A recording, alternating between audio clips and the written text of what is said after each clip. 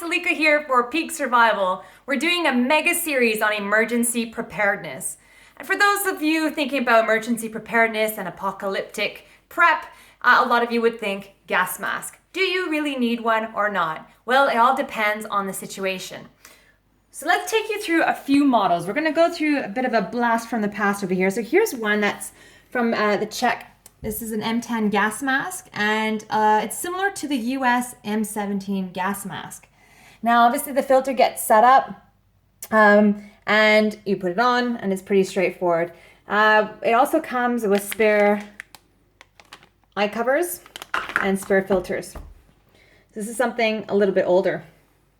Something that is really creepy, but I'm always fascinated with, is the Polish model. This was more of a late 1970s, 80s. This is something they give to patients as a gas mask. So something you'd see more in the hospitals because you see the bottom here?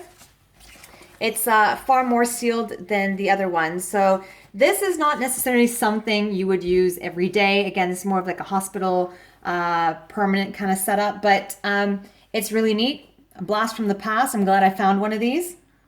Moving on, we're going to go with some more contemporary models. A few of you will be actually familiar with a lot of these. So the first one over here, we have the S10. This is the British mask. UK current respirator, which was replaced, this actually model replaced the S6 in 1986. Next over here, we have a civilian version. It's a full face shield. So for those of you who suffer more from claustrophobia and you don't like the standard fits, this is another option to consider. And finally, one of the best on the market right now, in my opinion, feel free to share some of your suggestions. This is a Swedish model. It's called the Forshida. I found this actually a few days ago. It's an NBC F2A4 gas mask. This is a civilian defense gas mask. I got a brand new one over here.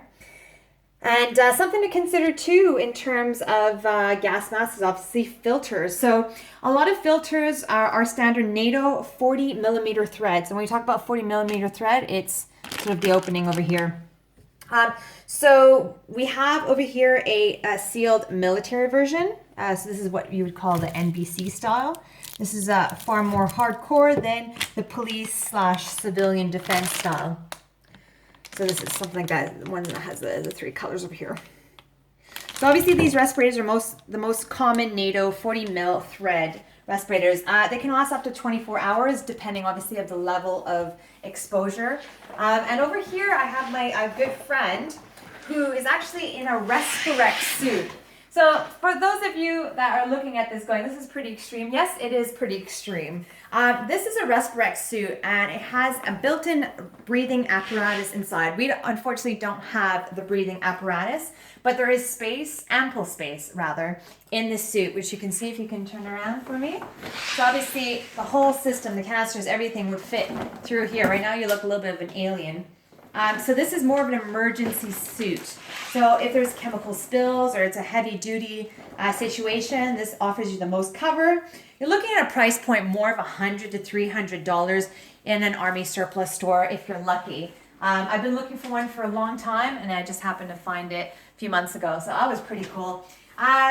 So another thing to consider is if you're in the military or even in an emergency situation and you have rifles or any type of gun, these are set up as well for left or right hand shooting. So depending if you're left hand shooting, then the filter will go on the right, and if you're right hand shooting, the filter will go on the left, so it doesn't get in the way.